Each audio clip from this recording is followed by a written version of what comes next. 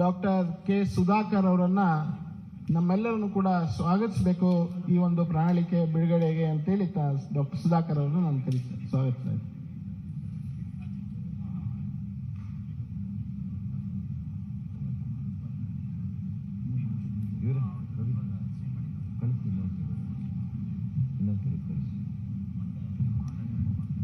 ಎಲ್ಲರಿಗೂ ನಮಸ್ಕಾರ. ನಮ್ಮೆಲ್ಲರ ರಾಷ್ಟ್ರೀಯ ಭಾರತೀಯ ಜನತಾ ಪಕ್ಷದ ಅಧ್ಯಕ್ಷರು ಸನ್ಮಾನ್ಯ ಶ್ರೀ JP ನಡ್ಡಾಜಿ ಅವರೇ, ನಮ್ಮ ನಾಯಕರು ಮಾನ್ಯ ಮುಖ್ಯಮಂತ್ರಿಗಳು ಶ್ರೀ ಬಸವರಾಜ ಬೊಮ್ಮಾಯಿ ಅವರೇ, ಅದೇ ರೀತಿ ನಮ್ಮ ಹಿರಿಯ ನಾಯಕರು, ನಮ್ಮ ನಿಕಟಪೂರ್ವ ಮುಖ್ಯಮಂತ್ರಿಗಳು ಆಗಿರ್ತಕ್ಕಂಥ ಶ್ರೀ BS ಯಡಿಯೂರಪ್ಪಾಜಿ ಅವರೇ, ಅದೇ ರೀತಿ ನಮ್ಮ ರಾಜ್ಯ BJPಯ ಅಧ್ಯಕ್ಷರಾಗಿರ್ತಕ್ಕಂಥ ಮಾನ್ಯ ಶ್ರೀ ನಳಿನ್ ಕುಮಾರ್ ಕಟೀಲ್ ರವರಿಗೆ ಕೂಡ ಈ ಸುದ್ದಿಗೋಷ್ಠಿಗೆ ಸ್ವಾಗತವನ್ನು ಬಯಸ್ತೇನೆ. ನಮ್ಮ ಕೇಂದ್ರ ಸಚಿವರು ನಾಯಕರು ಆಗಿರ್ತಕ್ಕಂಥ ಶ್ರೀ ಪ್ರಹ್ಲಾದ್ ಜೋಶಿ ರವರಿಗೆ ಕೂಡ ಸ್ವಾಗತವನ್ನು ಬಯಸ್ತೇನೆ. ಮಾಜಿ ಕೇಂದ್ರ ಸಚಿವರು, ಮಾಜಿ ಮುಖ್ಯಮಂತ್ರಿಗಳು ಆಗಿರ್ತಕ್ಕಂಥ ಶ್ರೀ DV ಸದಾನಂದ ಗೌಡರವರಿಗೆ ಕೂಡ ಸ್ವಾಗತವನ್ನು ಬಯಸ್ತೇನೆ.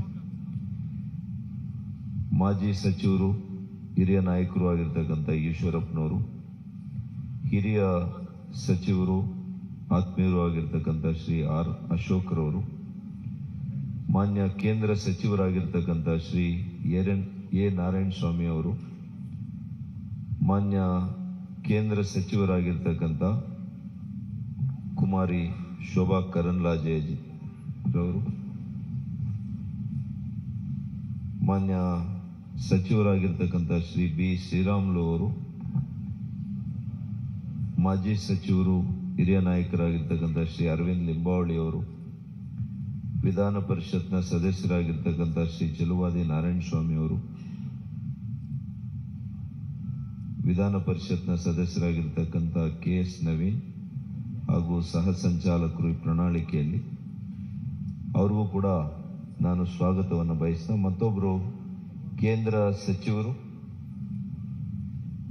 ಪ್ರಣಾಳಿಕೆಯಲ್ಲಿ ಬಹಳಷ್ಟು ನಮಗೆ ಸಹಕಾರವನ್ನು ನೀಡಿರ್ತಕ್ಕಂಥ ಶ್ರೀ ಭಗವಂತ್ ಖೂಬಾಜಿರವರಿಗೆ ಕೂಡ ವಿಶೇಷವಾಗಿರ್ತಕ್ಕಂಥ ಸ್ವಾಗತವನ್ನು ಬಯಸ್ತಾ, ಕೇಂದ್ರದಿಂದ ಬಂದಿರತಕ್ಕಂಥ ಅನೇಕ ಹಿರಿಯ ಮುಖಂಡರುಗಳು, ರಾಜ್ಯಸಭಾ ಸದಸ್ಯರುಗಳು, ಸಂಸದರು, ವಿವಿಧ ವಿಭಾಗಗಳ ಮುಖ್ಯಸ್ಥರು ಆಗಿರ್ತಕ್ಕಂಥ ಎಲ್ಲರಿಗೂ ಕೂಡ ಸ್ವಾಗತವನ್ನು ಬಯಸ್ತಾ, ಇವತ್ತು ಈ ಪ್ರಣಾಳಿಕೆ ಬಿಡುಗಡೆಯ ಒಂದು ಕ್ಷಣಗಣನೆ ಇರೋದ್ರಿಂದ ಇವತ್ತು ನಮ್ಮ ರಾಷ್ಟ್ರೀಯ ಅಧ್ಯಕ್ಷರು, ನಮ್ಮ ಮಾನ್ಯ ಮುಖ್ಯಮಂತ್ರಿಗಳು, ನಮ್ಮೆಲ್ಲ ನಾಯಕರುಗಳು ಕೂಡ ಇವತ್ತು ಬಿಡುಗಡೆ ಮಾಡೋರಿದ್ದಾರೆ. ಇವತ್ತು ತಾವೆಲ್ಲ ಕೂಡ ಈ ಸುದ್ದಿಗೋಷ್ಠಿಗೆ ಬಂದಿರೋದಕ್ಕೆ ಎಲ್ಲ ಮಾಧ್ಯಮ ಸ್ನೇಹಿತರಿಗೆ ನಾನು ವಿಶೇಷವಾಗಿರ್ತಕ್ಕಂಥ ಸ್ವಾಗತವನ್ನ, ಅಭಿನಂದನೆಗಳನ್ನು ಸಲ್ಲಿಸ್ತೇನೆ. ಅದೇ ರೀತಿ ಕಳೆದ ಕೆಲವು ತಿಂಗಳುಗಳಿಂದ ನಮ್ಮ ಪಕ್ಷ ಪ್ರಣಾಳಿಕೆಯನ್ನ ತಯಾರು ಮಾಡುವಾಗ ಇದು ನೈಜತೆಯಿಂದ ಕೂಡಿರಬೇಕು. ಈ ರಾಜ್ಯದ ಪ್ರತಿಯೊಬ್ಬ ವ್ಯಕ್ತಿ, ಪ್ರತಿಯೊಂದು ವಿಭಾಗದಲ್ಲಿ ಕೂಡ ಅವರ ಸಲಹೆಗಳನ್ನು ಪಡೆದು ಅವರಿಗೆ ಉಪಯೋಗ ಆಗುವಂತ ರೀತಿಯಲ್ಲಿ ಈ ನಾಡನ್ನು ಕಟ್ಟಬೇಕು. ನವ ಕರ್ನಾಟಕದಿಂದ ನವ ಭಾರತವನ್ನ ನಿರ್ಮಾಣ ಮಾಡುವಂತ ಆಶಯದೊಂದಿಗೆ ನಮ್ಮ ಮಾನ್ಯ ಪ್ರಧಾನಮಂತ್ರಿಗಳು ನರೇಂದ್ರ ಮೋದಿ ಅವರು ಹೇಳಿರುವ ಹಾಗೆ ಇವತ್ತು ಈ ರಾಜ್ಯವನ್ನ, ಈ ನಾಡನ್ನ ಕಟ್ಟುವಾಗ ಮುಂದಿನ 25 ವರ್ಷಗಳ ದೃಷ್ಟಿಕೋನವನ್ನ ಇಟ್ಕೊಂಡು ಯುವಕರಿಗೆ ಸಬಲೀಕರಣದ ಮೂಲಕ, ಸಮಾಜದ ಸಬಲೀಕರಣದ ಮೂಲಕ ನಮ್ಮ ಆಡಳಿತವನ್ನ ನಾವು ನೀಡಿ ಅದರ ಮೂಲಕ ಸಂಪದ್ಭರಿತ ಕರ್ನಾಟಕ ಆಗಬೇಕು ಅನ್ನುವಂಥ ವಿಚಾರದಲ್ಲಿ ನಾವು ಈ ಪ್ರಣಾಳಿಕೆಯಲ್ಲಿ ಸಿದ್ಧ ಮಾಡಿದ್ದೇವೆ. 38 ವಿವಿಧ ಕ್ಷೇತ್ರಗಳಲ್ಲಿ ಸುಮಾರು 170 ವಿಧಾನಸಭಾ ಕ್ಷೇತ್ರಗಳಲ್ಲಿ ನಾವು ಸಲಹೆ ಸಂಗ್ರಹವನ್ನು ಮಾಡಿದ್ದೇವೆ. ನಮಗೆ ಆಶ್ಚರ್ಯ ಆಯಿತು. ಇವತ್ತು ಆನ್ಲೈನ್ನಲ್ಲಿ ವೆಬ್ಸೈಟ್ನ ಮೂಲಕ 29,306 ಸಲಹೆಗಳು ನಮಗೆ ಇಲ್ಲಿವರೆಗೂ ಕೂಡ ಬಂದಿದ್ದಾವೆ. ವಾಟ್ಸ್ಆ್ಯಪ್ ಮೂಲಕ ಬಂದಿದ್ದಾವೆ, ಮಿಸ್ಡ್ ಕಾಲ್ಸ್ ಮೂಲಕ ಬಂದಿದ್ದಾವೆ. ಒಟ್ಟು 6 ಲಕ್ಷ ಸಲಹೆಗಳು ಇವತ್ತು ಇಡೀ ರಾಜ್ಯದಿಂದ ನಮ್ಮೆಲ್ಲ ಏನು ವಿಜಯ ಸಂಕಲ್ಪ ಯಾತ್ರೆ ಕೈಗೊಂಡಾಗ, ಬೂತ್ ಅಭಿಯಾನ ಕೈಗೊಂಡಾಗ, ನಮ್ಮ ವಿಧಾನಸಭೆ ಕ್ಷೇತ್ರದಲ್ಲಿ ನಾವು ಸಲಹಾ ಸಂಗ್ರಹ ಸಮಿತಿ ಸಭೆಗಳನ್ನು ಕೈಗೊಂಡಾಗ ಇವೆಲ್ಲ ಸಲಹೆಗಳು ಕೂಡ ನಮಗೆ ಬಂದಿದೆ. ನಾನು ಕೇಂದ್ರ ಸಚಿವರಿಗೆ, ಕೇಂದ್ರ ನಾಯಕರಿಗೆ ಈ ಸಂದರ್ಭದಲ್ಲಿ ಅಭಿನಂದನೆ ಸಲ್ಲಿಸ್ತೇನೆ. ಸುಮಾರು 17 ರಾಷ್ಟ್ರೀಯ ನಾಯಕರು ಕೂಡ ಈ ನಮ್ಮ ಪ್ರಣಾಳಿಕೆ ಸಿದ್ಧ ಮಾಡುವಂತ ಸಭೆಗಳಲ್ಲಿ ಅವರು ಭಾಗವಹಿಸಿದ್ರು. ಅವರಿಗೆ ವಿಶೇಷ ಕೃತಜ್ಞತೆಯನ್ನ ನಾನು ಅರ್ಪಿಸ್ತೇನೆ. ಅದೇ ರೀತಿ ಆಯಾ ವಿಷಯ ತಜ್ಞರು, ವಿಶೇಷವಾಗಿರ್ತಕ್ಕಂತಹ ಪರಿಣಿತರು, ಇವ್ರ ಕಡೆಯಿಂದ ಕೂಡ ನಾವು ಚರ್ಚೆ ಮಾಡಿ ಸುಮಾರು 900 ಸಲಹೆಗಳು ಅವ್ರ ಕಡೆಯಿಂದ ಕೂಡ ಬಂದಿದ್ದಾವೆ. ಮತ್ತು ಅದರ ಜೊತೆಗೆ 50 ಸೆಕ್ಟೋರಲ್ ಎಕ್ಸ್ಪರ್ಟ್ಸ್ ಅಂತ ಇದ್ರು. ಅವ್ರ ಕಡೆಯಿಂದ ಕೂಡ ನಾವು ಅವರವರ ಕ್ಷೇತ್ರದಲ್ಲಿ ಯಾವ ರೀತಿ ನಮ್ಮ ರಾಜ್ಯಕ್ಕೆ ಒಳಿತಾಗುತ್ತೆ, ಅದು ರೈತರಿಗೆ, ಕೂಲಿ ಕಾರ್ಮಿಕರಿಗೆ, ಬಡವರಿಗೆ, ಇವತ್ತು ಮಕ್ಕಳ ಆರೋಗ್ಯ ವಿಚಾರದಲ್ಲಿ, ಪ್ರತಿಯೊಂದು ಕ್ಷೇತ್ರದಲ್ಲಿ ಕೂಡ ಯಾವ ರೀತಿ ನಾವು ಬದಲಾವಣೆಯನ್ನು ತರಬಹುದು, ಯಾವ ರೀತಿ ಈ ರಾಜ್ಯದ ಪ್ರಗತಿಯನ್ನ ಮತ್ತಷ್ಟು ಉತ್ತುಂಗಕ್ಕೆ ತೆಗೆದುಕೊಂಡು ಹೋಗಬಹುದು ಅನ್ನುವಂಥ ನಿಟ್ಟಿನಲ್ಲಿ ವಿಚಾರ ಮಾಡಿ, ಬೇರೆ ಪಕ್ಷಗಳ ರೀತಿಯಲ್ಲಿ ಸುಳ್ಳು ಭರವಸೆಗಳನ್ನು ಕೊಡದೆ, ಇವತ್ತು ಬಿಜೆಪಿಯ ಭರವಸೆ ಮಾನ್ಯ ನರೇಂದ್ರ ಮೋದಿಯವರು ಕಳೆದ 9 ವರ್ಷಗಳು ನಿರಂತರವಾಗಿ ಏನು ಕಾರ್ಯಕ್ರಮಗಳು ಕೊಟ್ಟಿದ್ದಾರೆ, ಈಗಾಗಲೇ ಈ ಎಲ್ಲ ಕಾರ್ಯಕ್ರಮಗಳು ಜನರ ಮನೆ ಬಳಿಗೆ ಇವತ್ತು ತಲುಪಿದೆ. ಅದೇ ಇವತ್ತು ಜನರು ನಮ್ಮ ಮೇಲಿಟ್ಟಿರ್ತಕ್ಕಂಥ ವಿಶ್ವಾಸ. ಹಾಗಾಗಿ ನಮ್ಮ ಭರವಸೆಯಲ್ಲಿ ಅವರಿಗೆ ವಿಶ್ವಾಸ ಇದೆ. ಬೇರೆ ಪಕ್ಷಗಳು ಈ ರೀತಿಯ ಭರವಸೆಗಳನ್ನ ಬೇರೆ ರಾಜ್ಯಗಳಲ್ಲಿ 13 ರಾಜ್ಯಗಳಲ್ಲಿ ಕೊಟ್ಟಿದ್ದಾರೆ. ಆದರೆ ಆ ಪಕ್ಷಗಳನ್ನ ಆ ರಾಜ್ಯಗಳಲ್ಲಿ ತಿರಸ್ಕಾರ ಮಾಡಿದ್ದಾರೆ.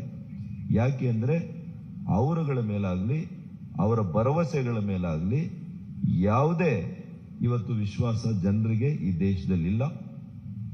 ಯಾವ ರಾಜ್ಯಗಳಲ್ಲಿ ಅವರು ಆಡಳಿತಕ್ಕೆ ಬಂದಿದ್ದಾರೆ, ಉದಾಹರಣೆಗೆ ರಾಜಸ್ಥಾನ, ಮಧ್ಯಪ್ರದೇಶ, ಸ್ವಲ್ಪ ದಿನ ಮಹಾರಾಷ್ಟ್ರದಲ್ಲಿ, ಅಲ್ಲಿ ಅವರು ಕೊಟ್ಟಂತ 5 ವರ್ಷಗಳ ಹಿಂದೆ ಕೊಟ್ಟಂತ ಭರವಸೆಗಳಲ್ಲಿ ಒಂದು ಭರವಸೆ ಕೂಡ ಅದು ಈಡೇರಿಸಲಿಕ್ಕೆ ಅವ್ರ ಕೈಲಿ ಆಗಿಲ್ಲ.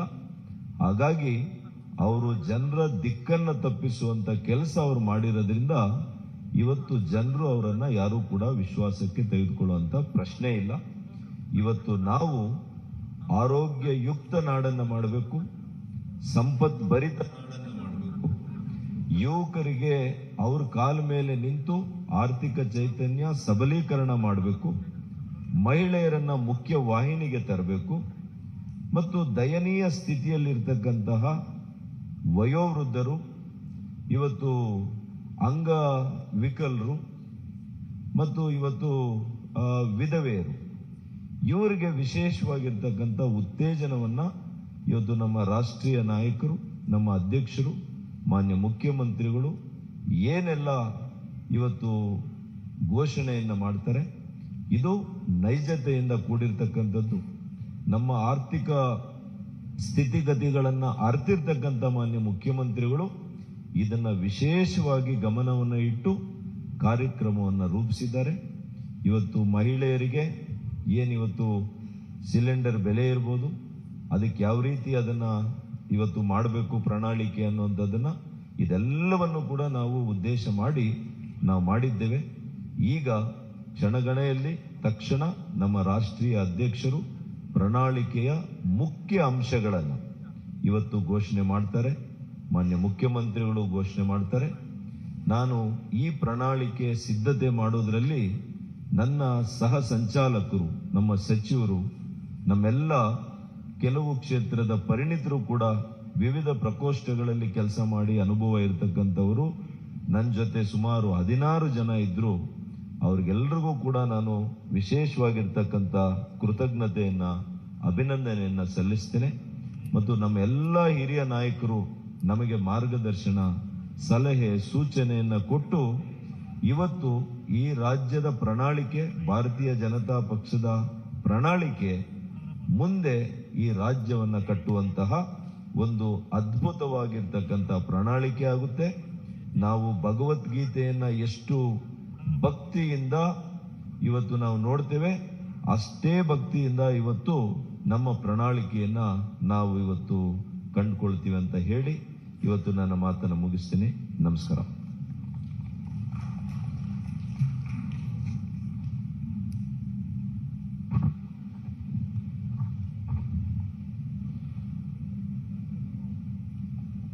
ಈಗ ನಾನು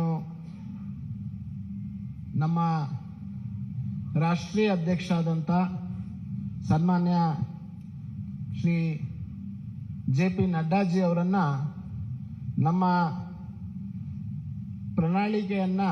ಪ್ರಜಾ ಪ್ರಣಾಳಿಕೆಯನ್ನ ಬಿಡುಗಡೆಯನ್ನ ಮಾಡಬೇಕು ಮತ್ತು ವೇದಿಕೆ ಮೇಲಿರುವಂಥ ನಮ್ಮ ಎಲ್ಲ ನಾಯಕರುಗಳು ಕೂಡ ತಮ್ಮ ಮುಂದಿರುವಂಥ ಪ್ರಣಾಳಿಕೆಯನ್ನ ಬಿಡುಗಡೆ ಮಾಡಬೇಕು ಅಂತೇಳಿ ನಾನು ಅವರೆಲ್ಲರಲ್ಲಿ ವಿನಂತಿಯನ್ನು ಮಾಡ್ತೀನಿ. I request honourable national president Shri JP ನಡ್ಡಾಜಿ to kindly release the manifesto of Bharatiya Janata Party.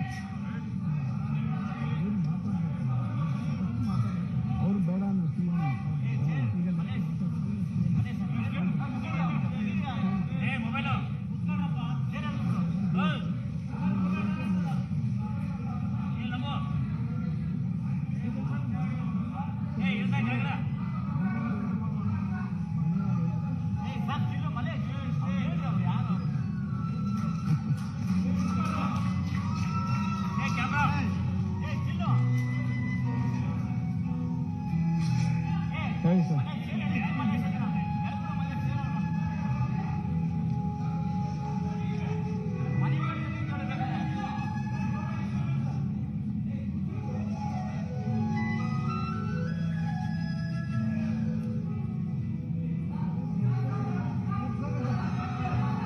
ಇಲ್ಲಿ ಬನ್ನಿ ಸರ್. ಅಣ್ಣ ಒಂದು ಸರಿ ಒಂದು ಸರಿ ಸರ್, ಒಂದು ಸರಿ ಸರ್, ಮುಂದೆ ಬನ್ನಿ ಜಾಗ ಮಾಡಿಸ್ತೀನಿ ಸರ್. ಸರ್ ಸ್ವಲ್ಪ ಹಾಂ ಬನ್ನಿ ನವೀನ್ ಬನ್ನಿ ಸರ್.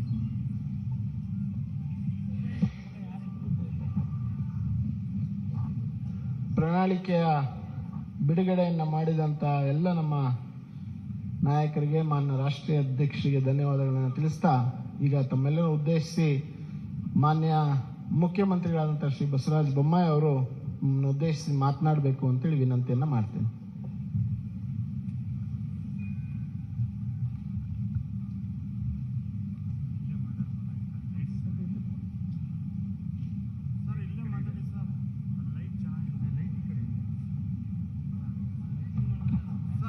ಸರ್ ಲೈಟ್ ಈ ಕಡೆ ಇದೆ, ಸರ್ ಈ ಕಡೆ ಬನ್ನಿ, ಈ ಕಡೆ ಬನ್ನಿ ಸರ್, ಲೈಟ್ ಇದೆ ಸರ್, ಲೈಟ್ ಚೆನ್ನಾಗಿಲ್ಲ.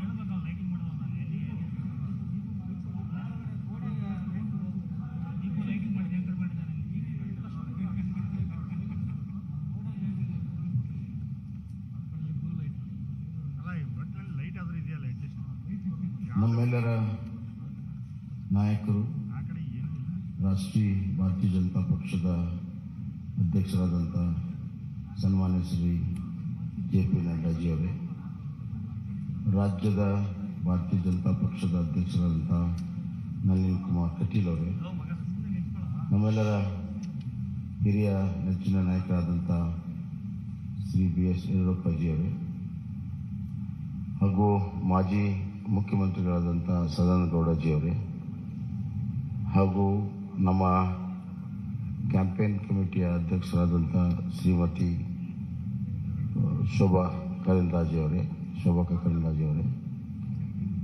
ಅಶೋಕ್ ಅವರೇ, ಮತ್ತು ಈ ಪ್ರಣಾಳಿಕೆಯ ಸಮಿತಿಯ ಸಂಚಾಲಕರಾಗಿ ಕೆಲಸ ಮಾಡಿದಂಥ ಡಾಕ್ಟರ್ ಸುಧಾಕರ್ ಅವರೇ, ವೇದಿಕೆ ಮೇಲೆ ಇರುವಂಥ ಎಲ್ಲ ಹಿರಿಯ ನಾಯಕರೇ, ಇಲ್ಲಿ ಅಪಾರ ಸಂಖ್ಯೆಯಲ್ಲಿ ನೆರೆದಿರುವಂಥ ನನ್ನ ಮಾಧ್ಯಮದ ಸ್ನೇಹಿತರು, ಭಾರತೀಯ ಜನತಾ ಪಕ್ಷ the party with the difference, ಈ ಹಿನ್ನೆಲೆಯಲ್ಲಿ ಇಡೀ ರಾಷ್ಟ್ರದ ಆಡಳಿತ ಚುಕ್ಕಾಣಿ ಹಿಡಿದಿರುವಂಥ ಒಂದು ಪಕ್ಷ, ರಾಜ್ಯದಲ್ಲಿ ಆಡಳಿತ ಮಾಡುತ್ತಿರುವಂಥ ಒಂದು ಪಕ್ಷ,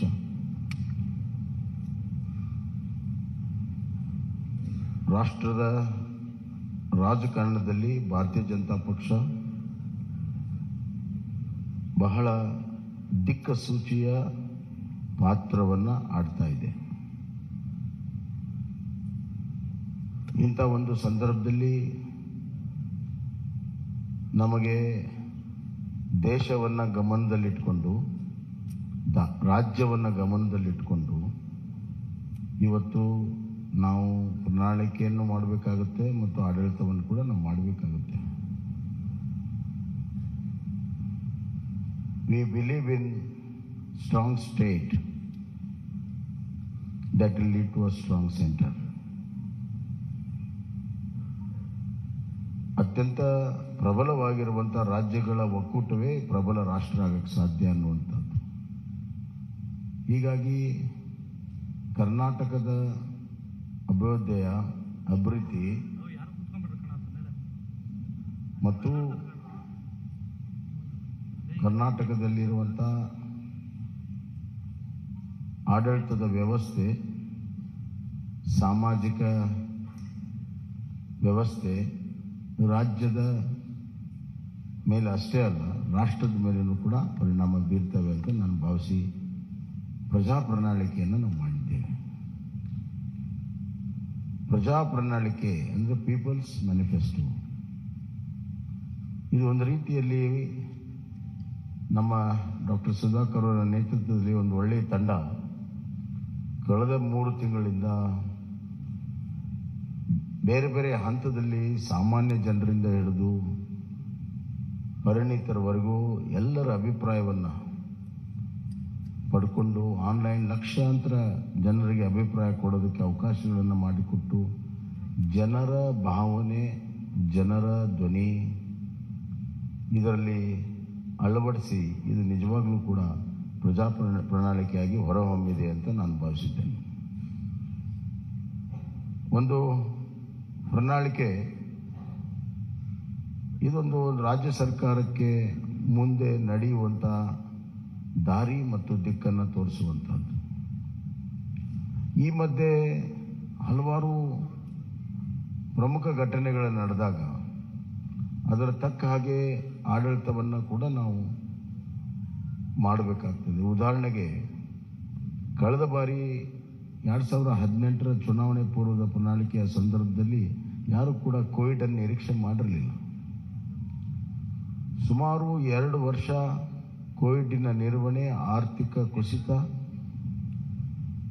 ಈ ಮಧ್ಯೆ ಕೇವಲ ಆರ್ಥಿಕ ಕುಸಿತ ಅಷ್ಟೇ ಅಲ್ಲ, ಜನರ ಜೀವನ ಅಸ್ತವ್ಯಸ್ತ, ಇವುಗಳನ್ನು ನಿಭಾಯಿಸುವುದು ನಮ್ಮ ಪ್ರಾಮುಖ್ಯತೆ ಆಗಿತ್ತು. ಹೀಗಾಗಿ ಈ ಬಾರಿ ಆ ಎಲ್ಲ ಅನುಭವಗಳನ್ನು ಇಲ್ಲಿ ಕ್ರೋಢೀಕರಿಸಿ ನಾವು ಇವತ್ತು ಪ್ರಜಾ ಪ್ರಣಾಳಿಕೆಯನ್ನು ಮಾಡಿದ್ದೇವೆ. ಇದರಲ್ಲಿ ನಾವು ಕೃಷಿಗೆ ಬಹಳಷ್ಟು ಒತ್ತನ್ನು ಇವತ್ತು ನಾವು ಕೊಟ್ಟಿದ್ದೇವೆ. ಕೃಷಿ ನಮ್ಮ ಪ್ರಮುಖವಾಗಿರುವಂಥ ಒಂದು ಚಟುವಟಿಕೆ, ಆರ್ಥಿಕವಾಗಿರೋ ಚಟುವಟಿಕೆ, ಅತಿ ಹೆಚ್ಚು ಜನರ ತೊಡಗಿಸಿಕೊಂಡಿರುವಂಥ ಒಂದು ಚಟುವಟಿಕೆ. ಹೀಗಾಗಿ ಇವತ್ತು ಕಿಸಾನ್ ಸನ್ಮಾನ್ ಯೋಜನೆಯಿಂದ ಹಿಡಿದು ರೈತ ವಿದ್ಯಾನಿಧಿವರೆಗೂ ಹಲವಾರು ಕೃಷಿ ಯೋಜನೆಗಳನ್ನು ಈಗಾಗಲೇ ನಾವು ಮಾಡಿದ್ದೇವೆ ಮತ್ತು ನಮ್ಮ ಬಜೆಟ್ನಲ್ಲಿಯೂ ಕೂಡ ಕೃಷಿಗೆ ಭಾಳಷ್ಟು ಒತ್ತನ್ನು ಕೊಟ್ಟಿದ್ದೇವೆ.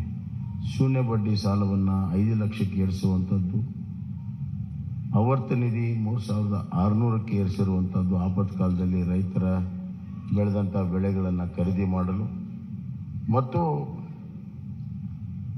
ಇದಲ್ಲದೆ ರೈತರ ವೈಯಕ್ತಿಕವಾಗಿರುವಂಥ ಇನ್ಶೂರೆನ್ಸನ್ನು ಮಾಡಿರುವಂಥದ್ದು, ರೈತರಿಗೆ ಬೀಜ ಗೊಬ್ಬರ ಕೊಡಲು ಸೀಸನ್ಗಿಂತ ಮುಂಚೆ 10,000 ರೂಪಾಯಿ ಕೊಡುವಂಥದ್ದು ಈಗಾಗಲೇ ಬಜೆಟಲ್ಲಿ ಕೂಡ ನಾವು ಘೋಷಣೆಯನ್ನು ಮಾಡಿದ್ದೇವೆ. ಇದಲ್ಲದೆ ಮುಂದಿನ 5 ವರ್ಷದಲ್ಲಿ ನಾವು 1,000 ಕೃಷಿ ಉತ್ಪಾದನಾ ಕೇಂದ್ರಗಳನ್ನು,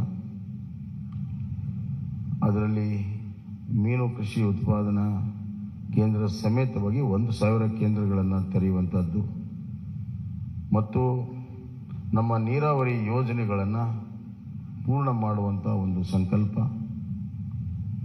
ಅದಲ್ಲದೆ ಇವತ್ತು ಒಂದು ಆಪತ್ಕಾಲೀನ ಒಂದು ದೊಡ್ಡ ನಿಧಿಯನ್ನು ಸ್ಥಾಪನೆ ಮಾಡಬೇಕನ್ನುವಂಥ ಒಂದು ದೂರದೃಷ್ಟಿಯ ಮಹತ್ವಾಕಾಂಕ್ಷೆಯ ನಮ್ಮ ಅಗ್ರೋ ಫಂಡನ್ನು ಕ್ರಿಯೇಟ್ ಮಾಡುವಂಥದ್ದು, ಮತ್ತು ಸಪ್ಲೈ ಚೈನ್ಗಳನ್ನು ಒದಗಿಸುವಂಥದ್ದು.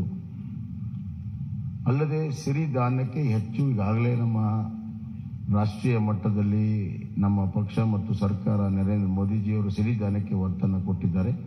ಸಿರಿಧಾನ್ಯ ಉತ್ಪಾದನೆಗೆ ಅತಿ ಹೆಚ್ಚು ಮಹತ್ವವನ್ನು ಕೊಡುವಂಥ ಕೆಲಸವನ್ನು ಇವತ್ತು ನಾವು ಮಾಡ್ತಾ ಇದ್ದೇವೆ. ಸಾವಯವ ಕೃಷಿಗೆ ಒತ್ತನ್ನು ಕೊಡುವಂಥದ್ದು ಕೂಡ ಈಗಾಗಲೇ ಮಾಡಿದ್ದೇವೆ. ಹೈನುಗಾರಿಕೆ, ಮೀನುಗಾರಿಕೆಗೆ ನಾವು ಇವತ್ತು ಭಾಳ ಮಹತ್ವವನ್ನು ಕೊಟ್ಟಿದ್ದೇವೆ. ಸಾಮಾಜಿಕವಾಗಿ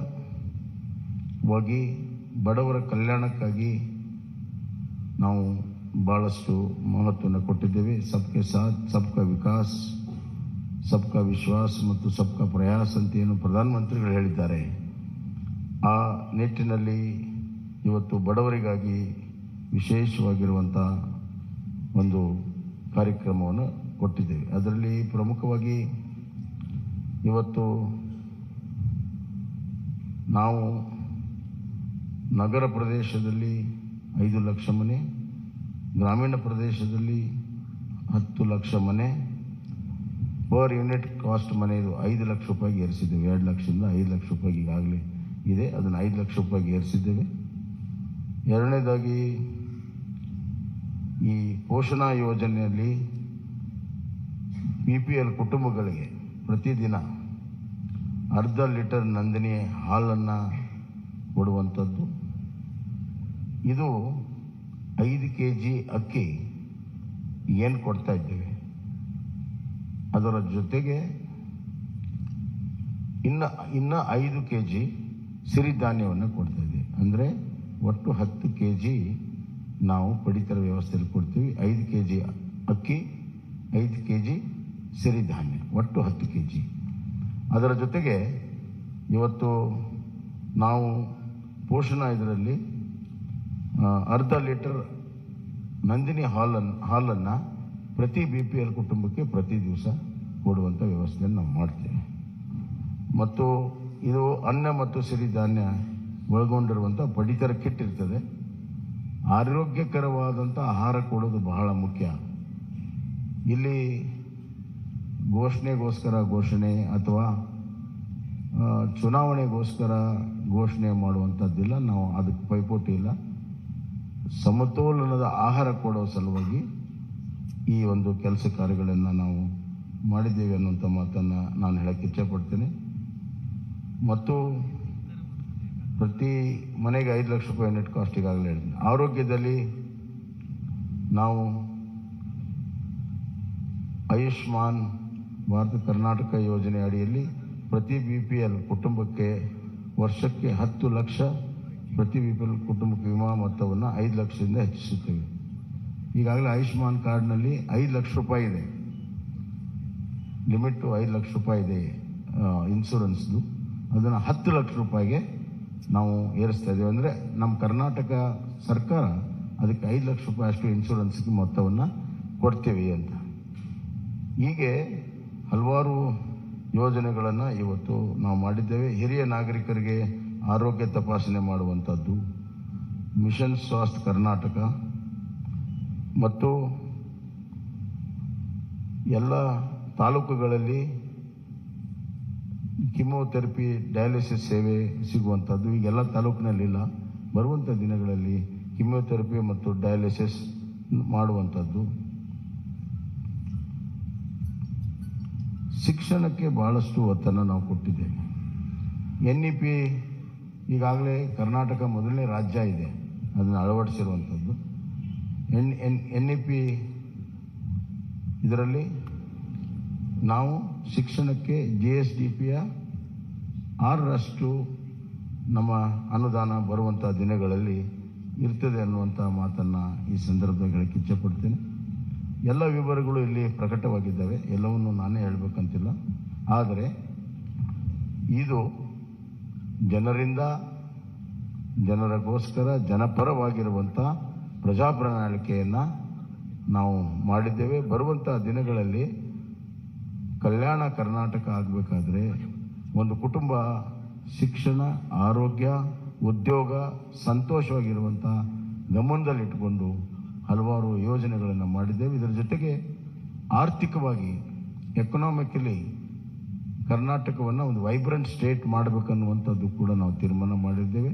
ಪ್ರಧಾನಮಂತ್ರಿಗಳ $1 ಟ್ರಿಲಿಯನ್ಗೆ $5 ಟ್ರಿಲಿಯನ್ $1 ಟ್ರಿಲಿಯನ್ ಕಾಂಟ್ರಿಬ್ಯೂಷನ್ ಕರ್ನಾಟಕ ಮಾಡಬೇಕನ್ನುವಂಥ ಗುರಿಯಿಂದ ಅದರಲ್ಲಿ ಇಂಡಸ್ಟ್ರಿಯಲೈಸೇಷನ್ನು ಮತ್ತು IT, BT ಎಲ್ಲ ಸೆಕ್ಟರಲ್ಲೂ ಕೂಡ ನಾವು ಹೆಚ್ಚಿನ ಒಂದು ಪ್ರೋತ್ಸಾಹ ಕೊಡುವಂಥದ್ದು ಕೂಡ ನಾವು ಮಾಡಿದ್ದೇವೆ. So economical infrastructure, social infrastructure and taking care of the vulnerable section, SC, ST, poor people, women, youth, ಹೀಗೆ. And ultimately the farmer is A very important factor in this growth engine. 1% growth in agriculture leads to 4% growth in manufacturing and 10% in service sector. We believe in it and we have worked out this. ಆದ್ದರಿಂದ ಇದೊಂದು ಪ್ರಜಾ ಪ್ರಣಾಳಿಕೆ ಜನ ಸ್ವೀಕಾರ ಮಾಡ್ತಾರೆ, BJPಗೆ ಬೆಂಬಲವನ್ನು ಕೊಡ್ತಾರೆ, ಮತ್ತೆ BJPಗೆ ಸರ್ಕಾರ ಮಾಡುವಂಥ ಅವಕಾಶವನ್ನು ಕರ್ನಾಟಕದಲ್ಲಿ ಸಂಪೂರ್ಣ ಬಹುಮತದಿಂದ ಕೊಡ್ತಾರೆ ಅಂತ ವಿಶ್ವಾಸವನ್ನು ವ್ಯಕ್ತಪಡಿಸಿ ನನ್ನ ಮಾತನ್ನು ಮುಗಿಸ್ತೇನೆ. ಸನ್ಮಾನ್ಯ ಮುಖ್ಯಮಂತ್ರಿಗೆ ಧನ್ಯವಾದಗಳನ್ನು ಹೇಳ್ತಾ ಈಗ ನಮ್ಮೆಲ್ಲರೂ ಉದ್ದೇಶಿಸಿ ಸನ್ಮಾನ್ಯ BS ಯಡಿಯೂರಪ್ಪಾಜಿ ಅವರು ನಮ್ಮೆಲ್ಲರೂ ಉದ್ದೇಶಿಸಿ ಮಾತನಾಡಬೇಕು ಅಂತ ವಿನಂತಿ. ಅವರೇ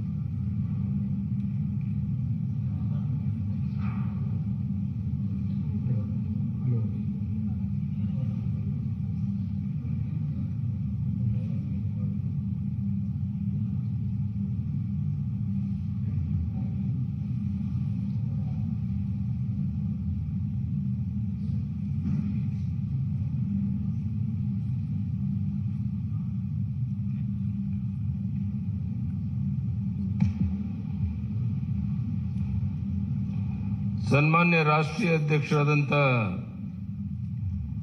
JP ನಡ್ಡಾಜಿಯವರೇ,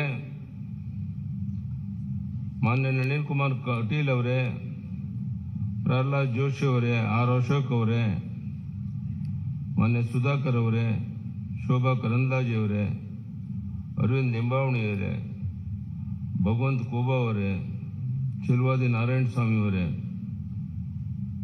ಎಲ್ಲ ಮಾಧ್ಯಮದ ಮಿತ್ರರೇ, ಬಹುಶಃ ಈಗಾಗಲೇ ಮುಖ್ಯಮಂತ್ರಿಗಳು ತಿಳಿಸಿದಂತೆ ಅತ್ಯಂತ ಒಳ್ಳೆಯ ಒಂದು BJP ಪ್ರಜಾ ಪ್ರಣಾಳಿಕೆಯನ್ನು ಇವತ್ತು ಬಿಡುಗಡೆ ಮಾಡಿದ್ದೇವೆ.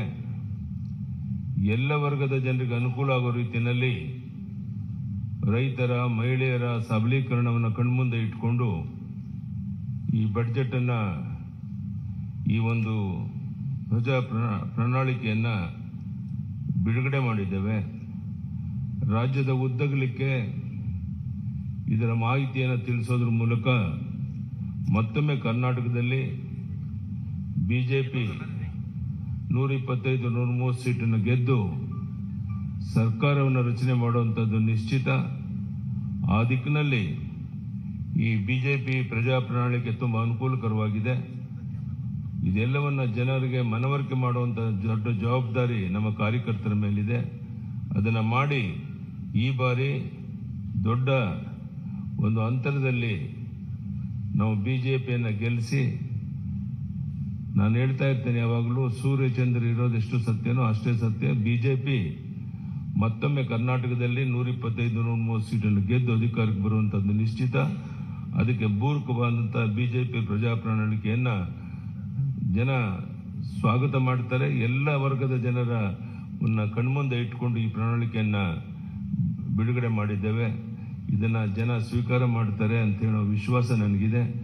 ರಾಜ್ಯದ ಉದ್ದಗಲಿಗೆ ಈ ಪ್ರವಾಸ ಮಾಡುವಂಥ ಸಂದರ್ಭದಲ್ಲಿ ಇಲ್ಲಿರುವಂಥ ನಮ್ಮ ಪ್ರಣಾಳಿಕೆಯ ಪ್ರಮುಖ ವಿಷಯಗಳನ್ನು ಜನರಿಗೆ ಮನವರಿಕೆ ಮಾಡುವಂಥ ಪ್ರಯತ್ನವನ್ನು ಮಾಡ್ತೇವೆ. ಧನ್ಯವಾದ. ನಮಸ್ಕಾರ.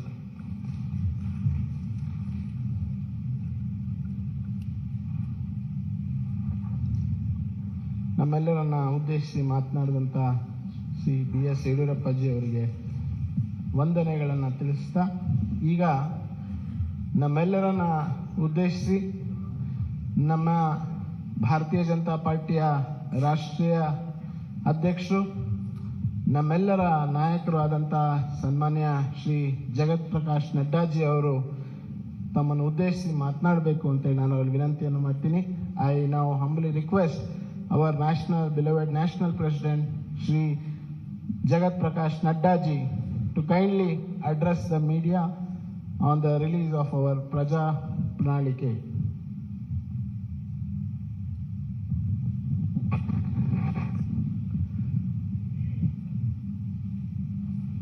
Our very senior leader and the member of the BJP National Parliamentary Board and ex-Chief Minister of Karnataka, respected B.S. Yediyurappa ji, our very dynamic Chief Minister who is leading the state, Shri Basavaraj Bommai ji, our very active and people and workers friendly President Shri Nalin Katil ji, our Minister in the central government and my colleague in the Lok Sabha, Shri Prahlad Joshi ji, my senior colleague, ex-Chief Minister and an ex-Minister in the Government of India, Shri Sadanand Gowda ji, Minister in the Government of India and the Chairman of the Campaign Committee, Kumari Shobha Karnlaje ji, Shri Ashwat Narayan Swami ji, Shri Bhagwat Kuba ji, Shri K. Sudhakar ji, Arvind Limbawali ji, Narayan Swami ji, K.S. Naveen ji, senior members on the dais, and the friends from the media, print media and electronic media. It is indeed a matter of great opportunity for me.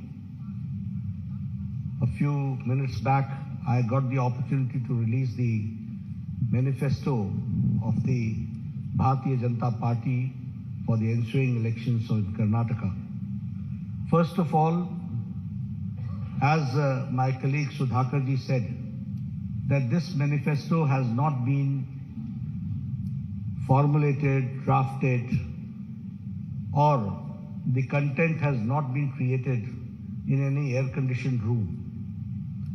A due exercise has been done, and after a great amount of toil and perseverance by our workers who visited every nook and corner of the state, got these suggestions, and connected to the thousands of households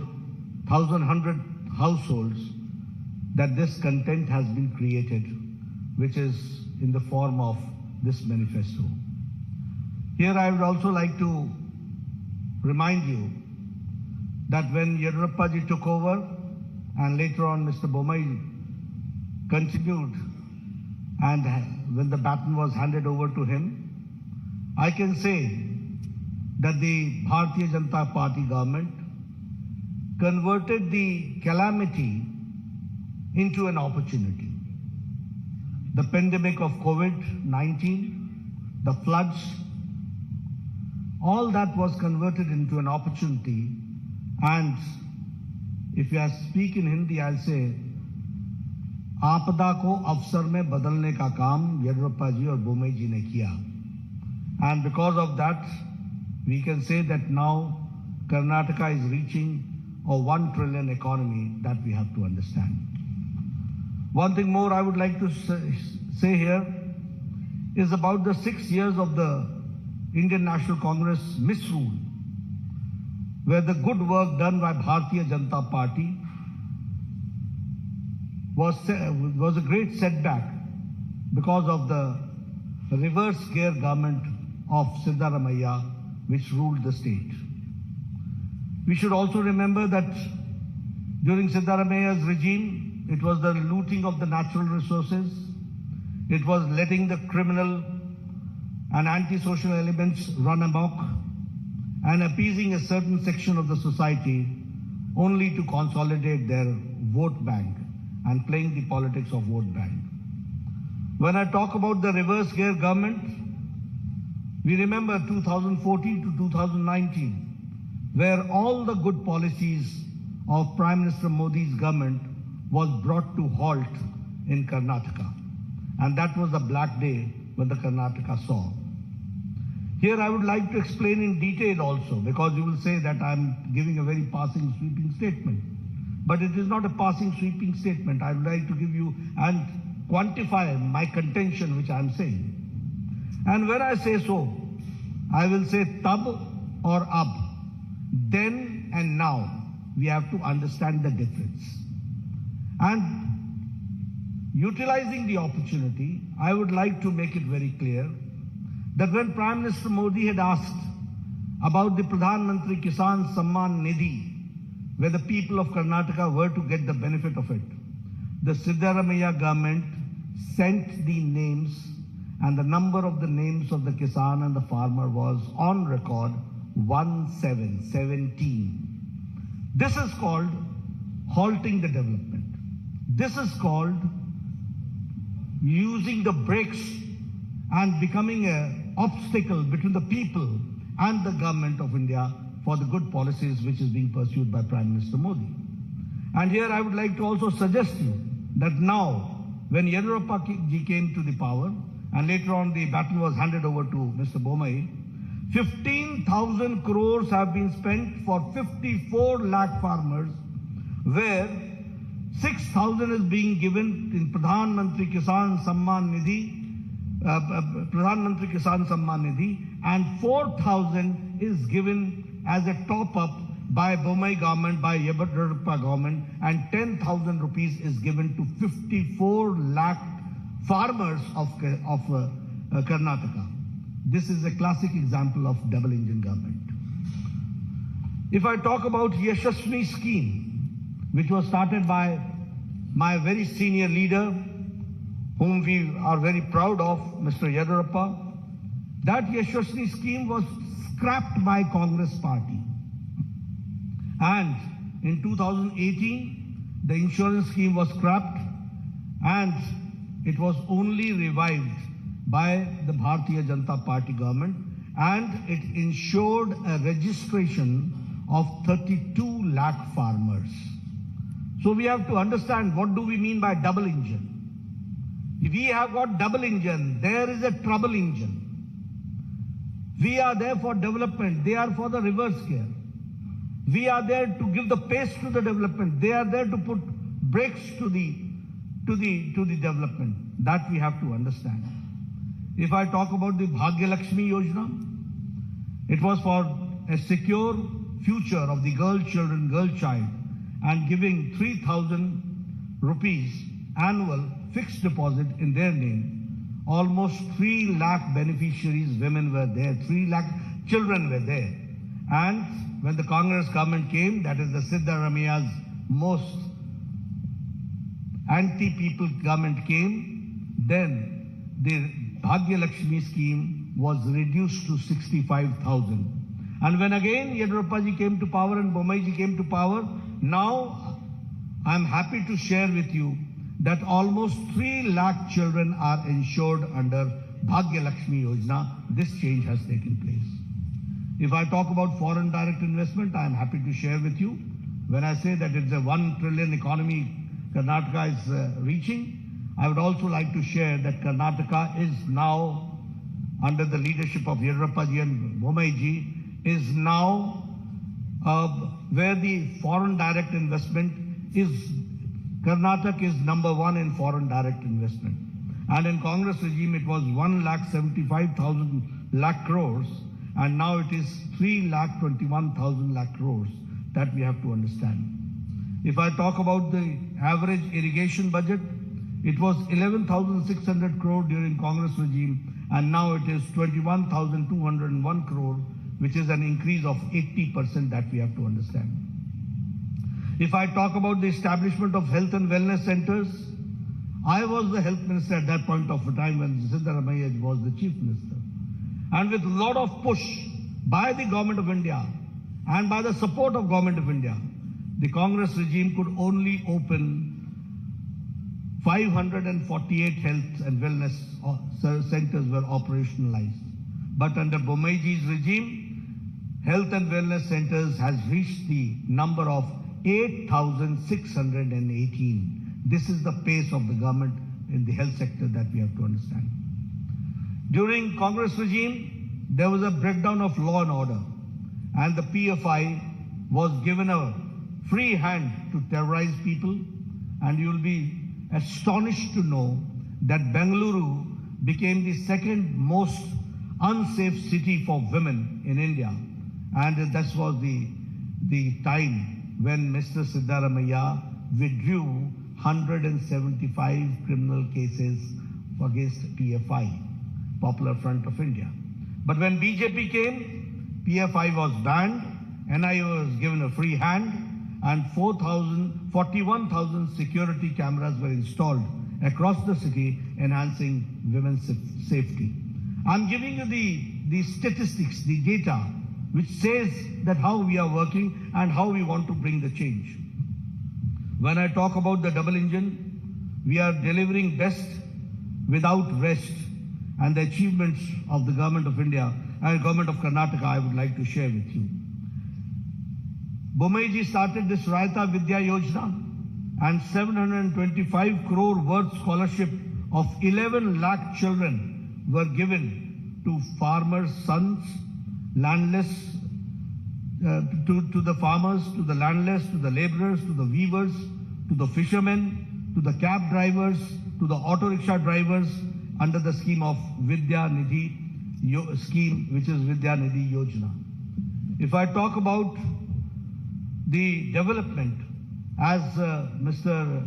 Bommai had talked about, that the farmers are getting 10,000 per year, in which 15,000 crores is being directly transferred to the Kisan, 6,000 from the government of India, 4,000 from the government of Karnataka, which comes to 10,000 rupees per year. That we have to understand.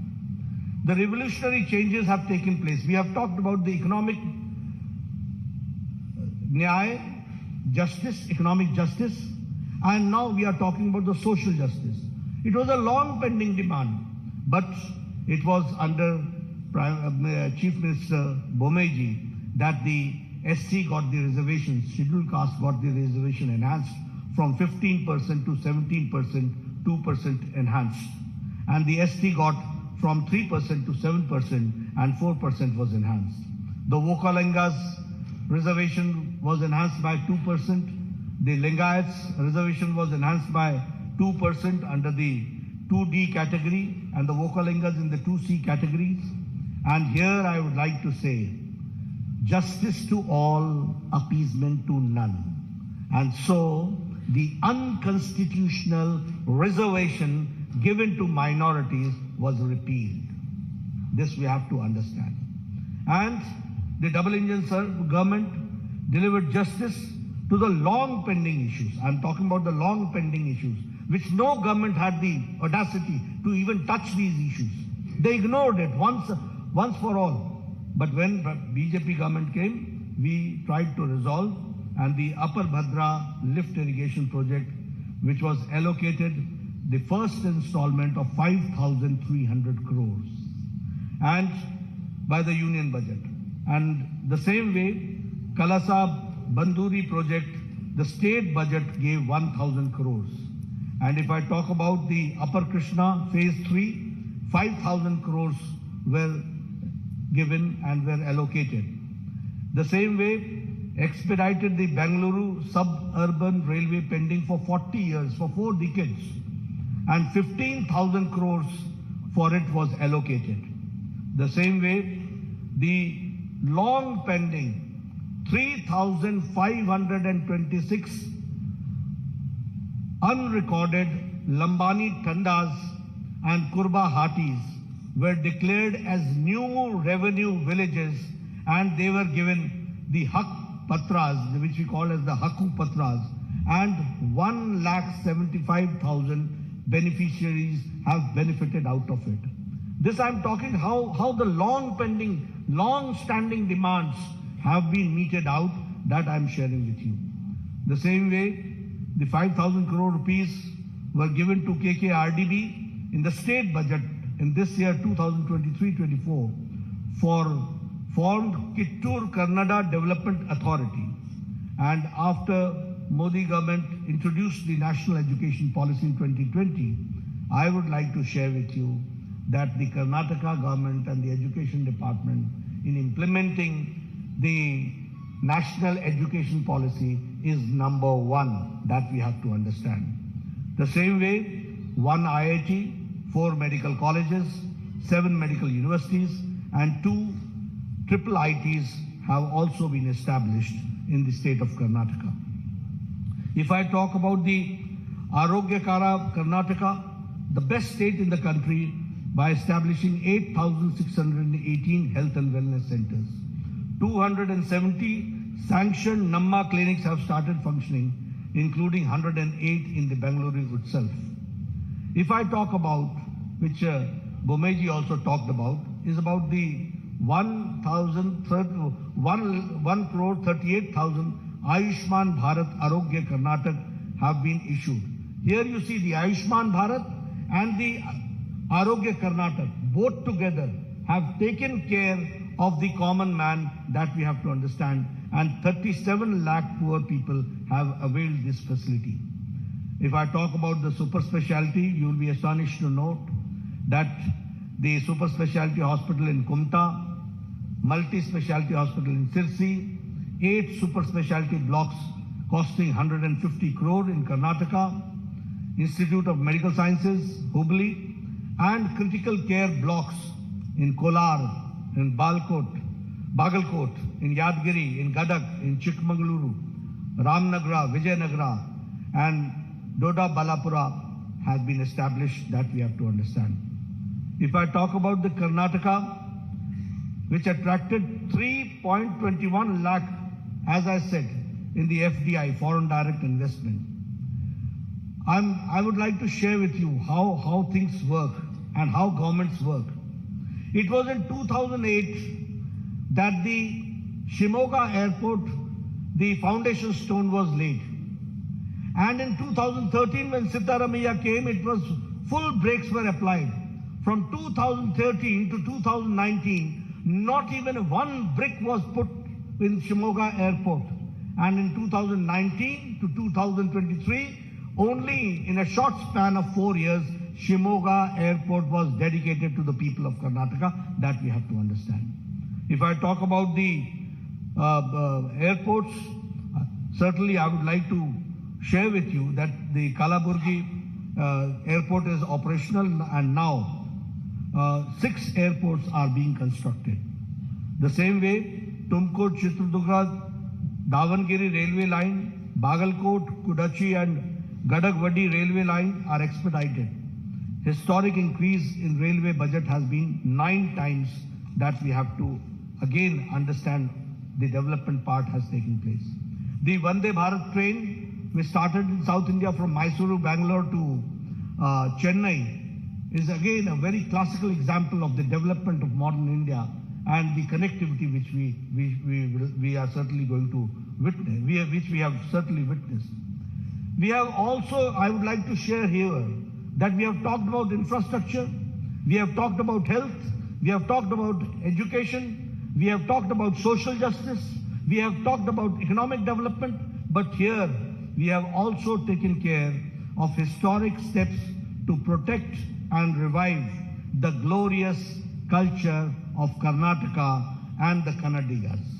And for that, Anti-Cow Slaughter Act was passed in 2021. Anti-conversion law was passed in 2022. Undertaking comprehensive development of Anjanadri Hill, which is the birthplace of Anjaneya Swami, Sri Anjaneya Swami, 100 crore has been allocated for it. And the Anubhav Mantapa, 612 crores for the honor of the Sri Basveshwara, and again undertaking the construction of the majestic Rama Mandira at Ramnagara.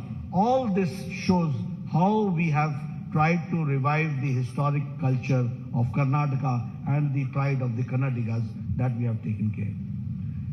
Now, introducing the manifesto, coming to the manifesto, you'll say that I've gone a long way only to give you the background. What does the seriousness of a manifesto means? Why I've elaborated and elucidated all these points in detail?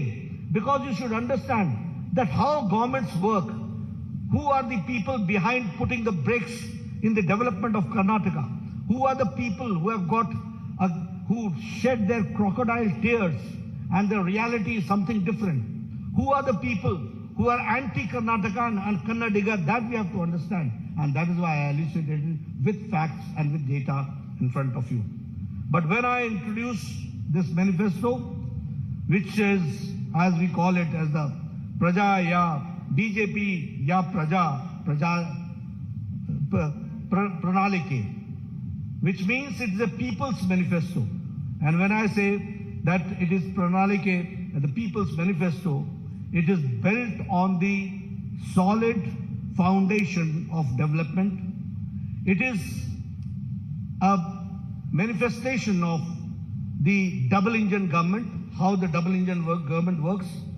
This manifesto is futuristic and is a vision document which fulfills the Prime Minister Modi ji's vision of Viksit Bharat, developed India, and the same way it also shows the prosperity and the Naya Karnataka during the Amrit Kal in the next 25 years. So this is the foundation which we have taken care in this manifesto. Here I would also like to share with you that the manifesto is different from the Congress, which talks about guarantees, which has an outdated warranty. Where everything, they talk about guarantee which has got an outdated warranty. They have never given anything. They have only talked about it. But when we say we mean it, and it is the manifesto, which is forward-looking document, it contains a realistic, achievable promise which will fulfill the aspirations of Karnataka's youth, farmer, women, weavers, middle class, SC, ST, communities, and also all sections of the society will be taken care. Our manifesto is centered around 6 themes. And these 6 themes are 6A. Number 1 is Anna, which means food security. Number 2 is Akshara, which means quality education. Arogya, which means affordable and accessible healthcare. Adaya, which means assured income support. And Abhaya, social justice for all. And Aviruddhi means development, prosperity for all. Under these 6 themes, our manifesto is centered around. And through this vision document, we have tried to restore the prosperity of Karnataka and the glory days of the Vijayanagara Empire. That is what we want. And for that, it is the foundation which we are, through this manifesto, we are keeping, and we are trying to see that in the next 25 years, how do we go forward. And when I say so, I would also like to say that it is a double engine Sarkara, where both the engines, and I will not say only double engine, it is a powerful engine also that we have to understand. We have got double engine, we have got powerful engine, there you had a trouble engine, and there you had a reverse gear engine. That you have to understand. And only applying brakes was there. When I talk about the Anna, the food security, we will provide, as Bomai Saab said, that we will be providing 3 free cooking gas cylinders to all BPL families annually, 1 each during the months of Yugadi, during Ganesh Chaturthi and Deepavali. The same way, we will set up an Atal Ahar Kendra in every ward of every municipal corporation in the state to provide affordable, quality and healthy food across the state. We will launch the scheme called Poshana, the scheme through which every BPL household will be provided with a half a liter Nandini milk every day and 5 kg of Sri Anna, which is the Sri Dhanya, along with 5 kg of rice will be provided to all BPL families in the monthly ration kit. The same way, if I talk about Abhaya, the social justice for all, we will implement uniform civil code in Karnataka based on the recommendations given by a high-level committee which is to constitute for this purpose.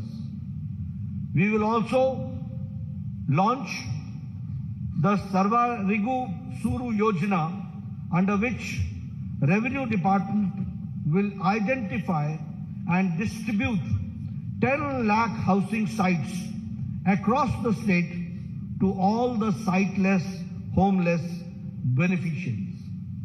We will also launch the Onake Obava Samajik Nyaya Nidhi, a scheme through which we will provide a matching grant, a deposit of 10,000 on 5-year fixed deposit made under the scheme for women of SC and ST households.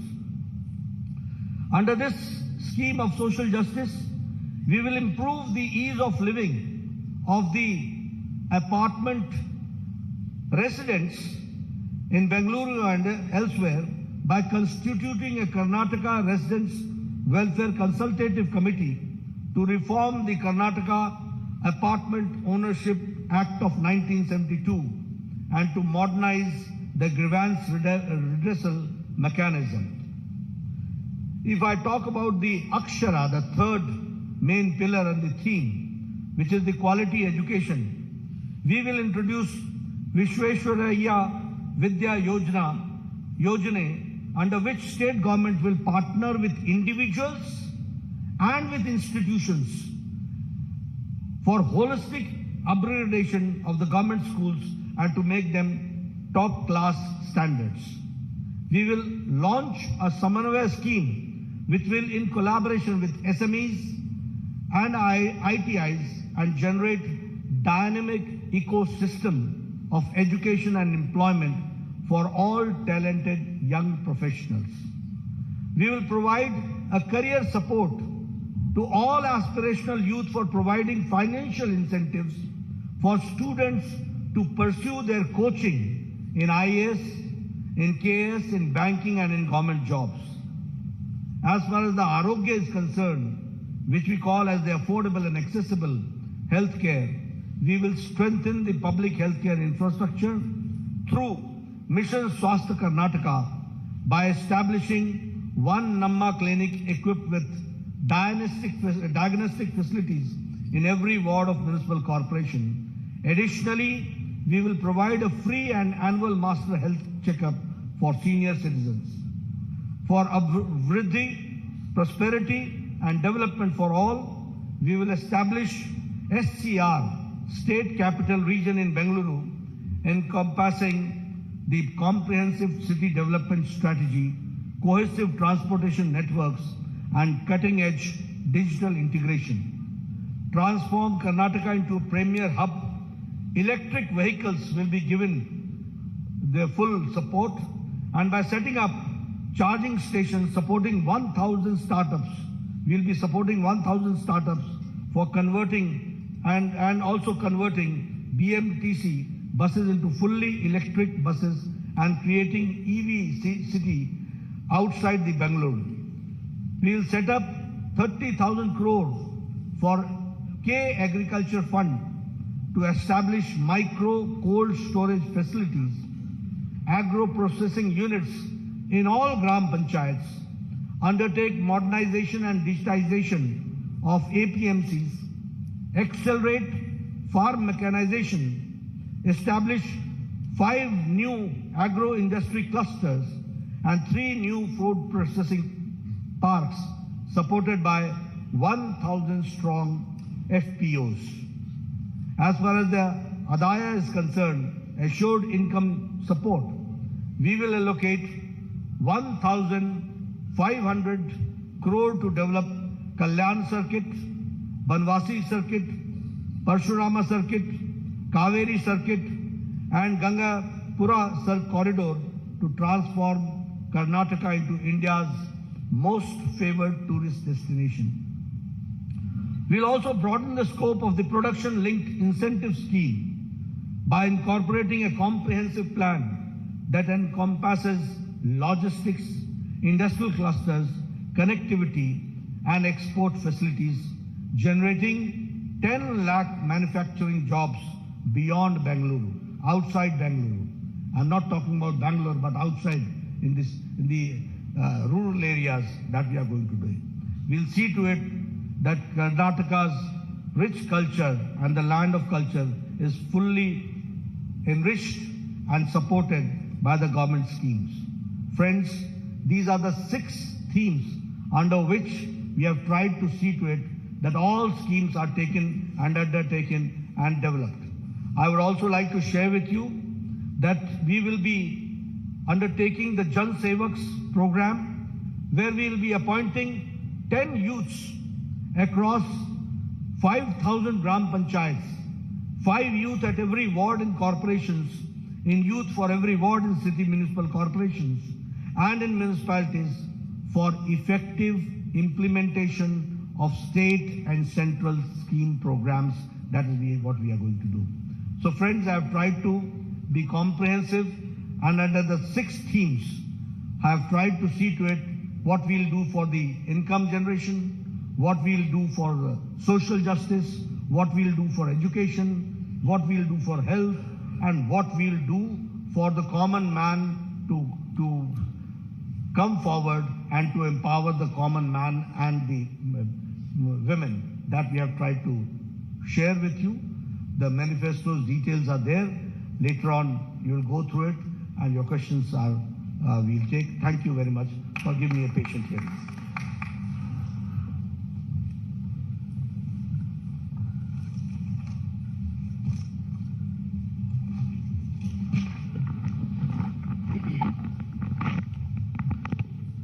ಆರು ಪ್ರಮುಖ ಸೂತ್ರಗಳ ತಲಹದಿಯಲ್ಲಿ ನಮ್ಮ ಪ್ರಜಾ ಪ್ರಣಾಳಿಕೆಯ ಇವತ್ತು ಬಿಡುಗಡೆಯನ್ನು ಮಾಡಿ ನಮ್ಮೆಲ್ಲರನ್ನ ಉದ್ದೇಶಿಸಿ ಮಾತನಾಡಿದಂಥ ನಮ್ಮ ರಾಷ್ಟ್ರೀಯ ಅಧ್ಯಕ್ಷರಾದಂಥ ಸನ್ಮಾನ್ಯ ಶ್ರೀ JP ನಡ್ಡಾಜಿ ಅವರಿಗೆ ನಾವು ಧನ್ಯವಾದಗಳನ್ನು ಸಮರ್ಪಣೆಯನ್ನು ಮಾಡಿ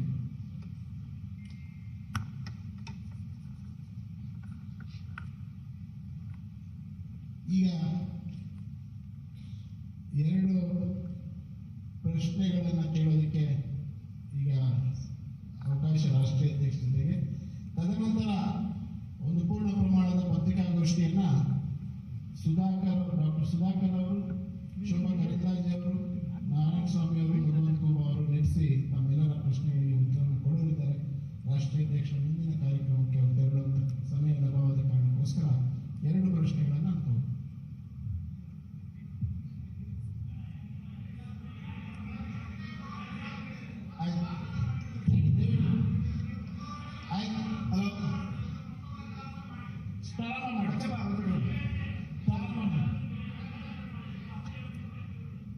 ಪ್ರಾರಂಭ ಮಾಡಿ ದಯವಿಟ್ಟು ಕ್ಷಮಿಸಿ ತಾವು ಪ್ರಾರಂಭ ಮಾಡಿ ಹೇಳಿ ಸರ್.